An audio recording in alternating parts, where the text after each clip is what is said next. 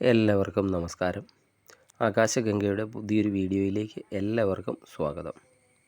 നമ്മുടെ മനസ്സൊക്കെ അശാന്തമാകുമ്പോൾ, അല്ലെങ്കിൽ ജീവിതത്തിൽ എന്തെങ്കിലും പ്രതിസന്ധികളൊക്കെ നിഴലൊക്കെ വീഴ്ത്തുമ്പോൾ നമ്മൾ അഭയമൊക്കെ തേടുന്നത് ആത്മീയതയിലാണ്. സനാതന ധർമ്മത്തിൽ മനുഷ്യൻ്റെ സകല ദുരിതങ്ങൾക്കുമുള്ള ശാശ്വത പരിഹാരമായിട്ടൊക്കെ നിർദ്ദേശിക്കപ്പെട്ടിട്ടുള്ള ഒന്നാണ് സ്തോത്രജപങ്ങൾ. അതിലേറ്റവും മഹത്തരവും സർവശക്തവുമായ ഒന്നാണ് ശ്രീ വിഷ്ണു സഹസ്രനാമം. ഭഗവാൻ മഹാവിഷ്ണുവിൻ്റെ 1000 ദിവ്യനാമങ്ങൾ കോർത്തിണക്കിയ ഈ പുണ്യഗ്രന്ഥം വെറുമൊരു പ്രാർത്ഥന മാത്രമല്ല, മറിച്ച് പ്രപഞ്ചത്തിലെ ഏറ്റവും ശക്തമായ ഒരു പോസിറ്റീവ് ഊർജത്തിൻ്റെ ഉറവിടം കൂടിയാണ്. ഇന്ന് നമ്മൾ പരിശോധിക്കുന്നത് വിഷ്ണു സഹസ്രനാമത്തിൻ്റെ ഉത്ഭവത്തെക്കുറിച്ചും അത് ജപിച്ചാലോ അല്ലെങ്കിൽ വെറുതെ ഒന്ന് കേട്ടിരുന്നാൽ പോലും നിങ്ങളുടെ ജീവിതത്തിൽ സംഭവിക്കാൻ പോകുന്ന അത്ഭുതകരമായ മാറ്റങ്ങളെക്കുറിച്ചുമാണ്.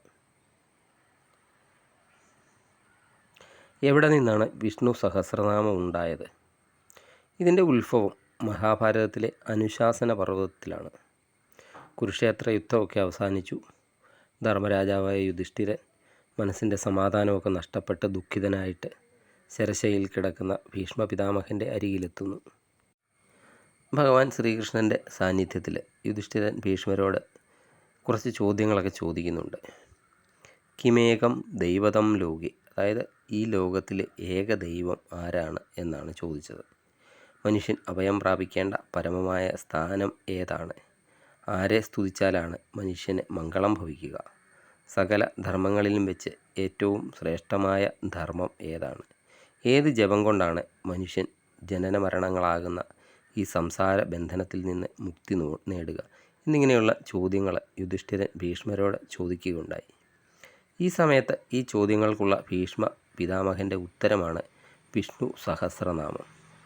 ജഗത് പ്രഭുവും അനന്തനുമായ പുരുഷോത്തമനെ 1000 നാമങ്ങൾ കൊണ്ട് സ്തുതിക്കുന്നതാണ് ഏറ്റവും ശ്രേഷ്ഠമായ ധർമ്മമെന്ന് ഭീഷ്മർ ഉപദേശിക്കുകയാണ് യുധിഷ്ഠിരന്. സാക്ഷാൽ വേദവ്യാസ മഹർഷിയാണ് ഈ സ്തോത്രമൊക്കെ ക്രോഡീകരിച്ച് നമുക്ക് നൽകിയിട്ട് ഉള്ളതും. വിഷ്ണു സഹസ്രനാമം എന്ന് പറയുന്നത് വെറുമൊരു നാമജപം മാത്രമല്ല, ശബ്ദതരംഗങ്ങളുടെ ശാസ്ത്രീയമായ ഒരു വിന്യാസമാണ്, ഒരു സൗണ്ട് വൈബ്രേഷനാണ്. ഇതിലെ ഓരോ നാമവും ഓരോ മന്ത്രമാണ് എന്ന് തന്നെ പറയാം. ഇത് നിത്യവും ആലപിക്കുന്നതിലൂടെ ആലപിക്കുന്ന വ്യക്തിക്കും അത് കേൾക്കുന്ന കുടുംബത്തിനും ഉണ്ടാകുന്ന ഗുണങ്ങൾ എന്തെല്ലാമൊക്കെയാണെന്ന് ഇനി നമുക്ക് നോക്കാം. മാനസിക സമാധാനം ഉണ്ടാകും, സ്ട്രെസ്സൊക്കെ കുറയുന്നതാണ്. ഇതിലെ ശബ്ദവിന്യാസങ്ങൾ തലച്ചോറിലെ ആൽഫ തരംഗങ്ങളെയൊക്കെ ഉത്തേജിപ്പിക്കാൻ കഴിവുള്ളതാണ്. ഇത് നമുക്കുണ്ടാകുന്ന ഭയം, ഉത്കണ്ഠ, അതുപോലെ ഡിപ്രഷന് എന്നിവയൊക്കെ കുറയ്ക്കുകയും മനസ്സിന് അഭൂതപൂർവമായ ഒരു ശാന്തത നൽകുകയും ചെയ്യുന്ന ഒന്നാണ്. അതുപോലെ രോഗശാന്തിക്കും ആരോഗ്യത്തിനും വളരെയധികം മെച്ചമായ ഒന്നാണ് വിഷ്ണു സഹസ്രനാമം. അതിൻ്റെ ഫലശ്രുതിയിൽ തന്നെ പറയുന്നുണ്ട്, രോഗാർത്തവും മുച്യതേ രോഗാത് എന്ന്. അതായത് വിട്ടുമാറാത്ത രോഗങ്ങളാൽ ബുദ്ധിമുട്ടുന്നവർക്ക് ഈ ജപം ഒരു ഔഷധം പോലെ ഫലം ചെയ്യും എന്നാണ്. ഇത് ശരീരത്തിലെ പ്രതിരോധ ശക്തിയൊക്കെ വർദ്ധിപ്പിക്കാൻ സഹായിക്കുമെന്ന് പുതിയ ആധുനിക പഠനങ്ങൾ പോലും ഇപ്പോൾ സൂചിപ്പിക്കുന്നുണ്ട്. അതുപോലെ ബുദ്ധിശക്തിയും ഏകാഗ്രതയും വർദ്ധിക്കാൻ ഏറ്റവും അനുയോജ്യമായ ഒന്നാണ് വിഷ്ണു സഹസ്രനാമം. വിദ്യാർത്ഥികളൊക്കെ ഇത് ജപിക്കുന്നത് അവരുടെ ഓർമ്മശക്തിയും ഏകാഗ്രതയൊക്കെ വളരെയധികം വർദ്ധിപ്പിക്കുന്ന ഒന്നാണ്. നെഗറ്റീവ് ചിന്തകളെയൊക്കെ അകറ്റി നല്ല ചിന്തകളൊക്കെ മനസ്സിൽ നിറയ്ക്കാൻ ഇത് സഹായിക്കുകയും ചെയ്യുന്നതാണ്. അതുപോലെ ദാമ്പത്യ സുഖവും കുടുംബ ഐശ്വര്യവും, ദാമ്പത്യപരമായിട്ട് ബുദ്ധിമുട്ടൊക്കെ അനുഭവിക്കുന്നവർ ഇതൊക്കെ ജപിച്ചാൽ അവർക്ക് വളരെയധികം സുഖമൊക്കെ ലഭിക്കുന്നതാണ്. വീടുകളിലൊക്കെ ഇത് ജപിക്കുമ്പോൾ അവിടെ എന്തെങ്കിലും വാസ്തുദോഷമൊക്കെ ഉണ്ടെങ്കിൽ അതൊക്കെ മാറി വീട്ടിലുള്ള നെഗറ്റീവ് ഊർജ്ജമൊക്കെ മാറി ലക്ഷ്മി ദേവിയുടെ സാന്നിധ്യമൊക്കെ ആ ജപിക്കുന്ന വീട്ടിലുണ്ടാകുന്നതാണ്. ദമ്പതികൾക്കിടയിലൊക്കെ എന്തെങ്കിലും പിണക്കങ്ങളൊക്കെ ഉണ്ടെങ്കിൽ അതൊക്കെ മാറാനും കുടുംബത്തിലെ ശാന്തിയും സമാധാനവും ഒക്കെ പുലരാനും ഈ വിഷ്ണു സഹസ്രനാമം ജപിക്കുന്നത് വളരെയധികം ഉത്തമമാണ്. പലരുടെയും ഒരു സംശയമാണ്, ഈ വിഷ്ണു സഹസ്രനാമം എനിക്ക് തെറ്റുകൂടാതെ ജപിക്കാൻ അറിയില്ല, അല്ലെങ്കിൽ എനിക്കിതിനായിട്ട് സമയം മാറ്റിവെക്കാൻ സാധിക്കുന്നില്ല, ഞാൻ എന്ത് ചെയ്യുമെന്ന്. ഇവിടെയാണ് വിഷ്ണു സഹസ്രനാമത്തിൻ്റെ ഏറ്റവും വലിയ കാരുണ്യം പ്രകടമാകുന്നത്.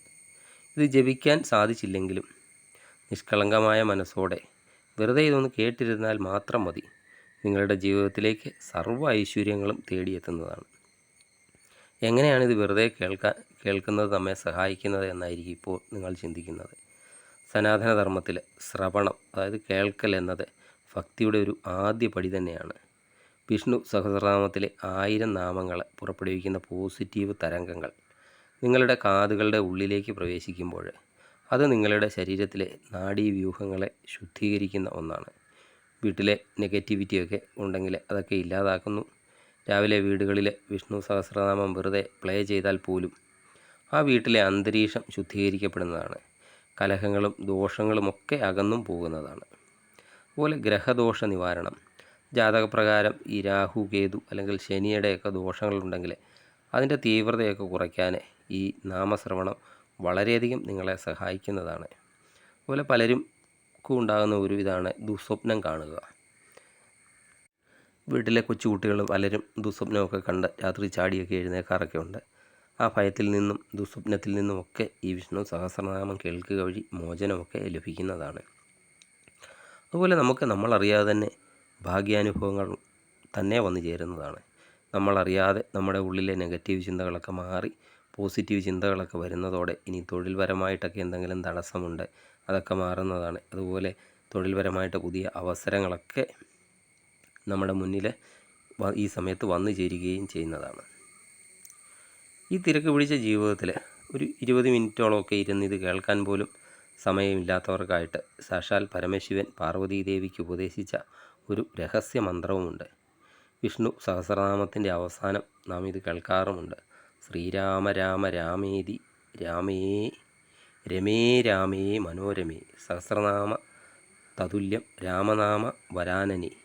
അതായത് ഈ ഒരു ശ്ലോകം 3 തവണ ജപിച്ചാൽ വിഷ്ണു സഹസ്രനാമം മുഴുവൻ ജപിച്ച ഫലം ലഭിക്കുന്നതാണ് എന്നാണ് വിശ്വാസം. ആ ശ്ലോകം ഒന്നുകൂടെ ചൊല്ലാം. ശ്രീരാമ രാമ രാമേതി രമേ രാമേ മനോരമേ സഹസ്രനാമ തതുല്യം രാമനാമ വരാനനി എന്നാണ്. രാമ എന്ന നാമം 3 തവണ ജപിക്കുമ്പോൾ അത് 1000 നാമങ്ങൾക്ക് തുല്യമായ ഊർജം നൽകുന്നു. ഒരു സമയമൊന്നും തീരെ ഇല്ലാത്തവർക്ക് ഈ ഒരു ശ്ലോകം നിത്യവും ജപിക്കാവുന്നതുമാണ്.